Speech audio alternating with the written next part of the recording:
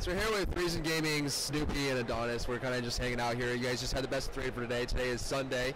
They're the semifinals. I mean, how do you feel about the series that happened today? I mean, you're never happy when you lose a series, but we felt through all these games that we've become better as a team, and I really feel confident going into the third place match that's going to happen tomorrow. I feel whether we're facing Denial or COG, which is going to be determined later today, that we can beat either one of them.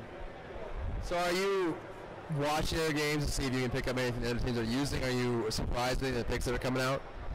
I feel like we're actually doing the most unconventional picks. The rest are pretty standard.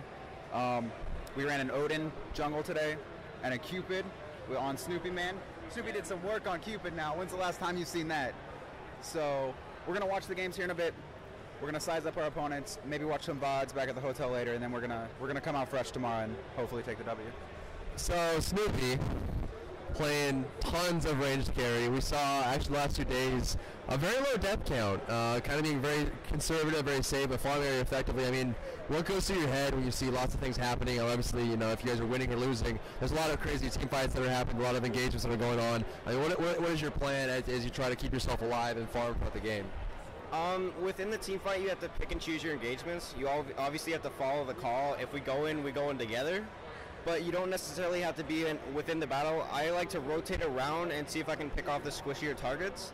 Like I'll focus on the mage or the other range AD and try to take them out of the fight instead of being where I can get caught by a tank or a melee.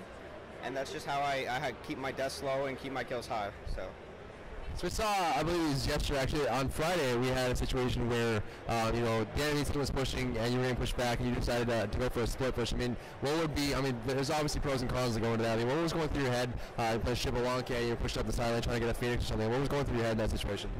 It was kind of a miscommunication call.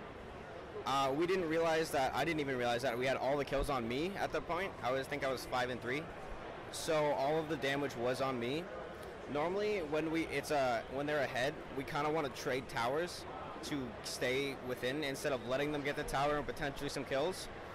But at that point, it would have been better for me to just back off, group up with the team, and maybe fight under Phoenix and see if we can get a couple kills and get back in the game. So, I mean, you guys have been playing a lot of games. Obviously, there's been a lot of fun to have with PAX. What is your experience so far with PAX? It's been amazing. I mean, we've been around the Twitch booth most of the day, but there's nothing too negative to say. I mean, it's just been awesome. I'm enjoying it. Yeah, I mean, obviously, there's a new setup. I mean, everyone plays the same setup. I mean, have you had any issues with the computers themselves?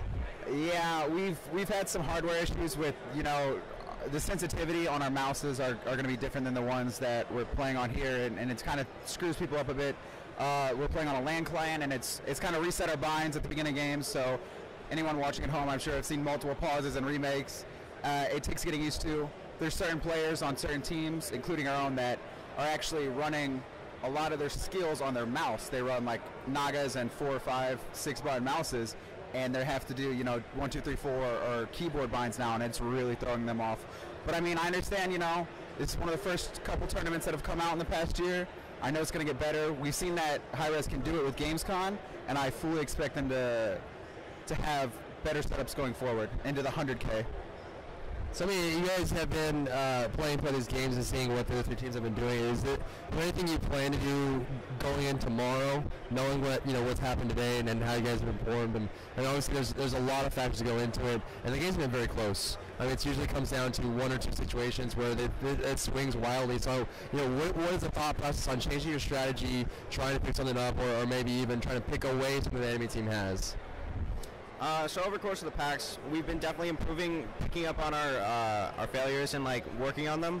I think the thing that we got to work on tomorrow is committing to a call and following up, but not going too far, like using your own judgment as to not like get caught out and get greedy.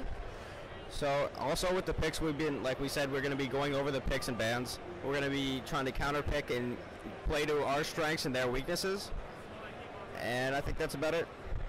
All right, well, thank you guys for sitting with me on this interview, and good luck on tomorrow.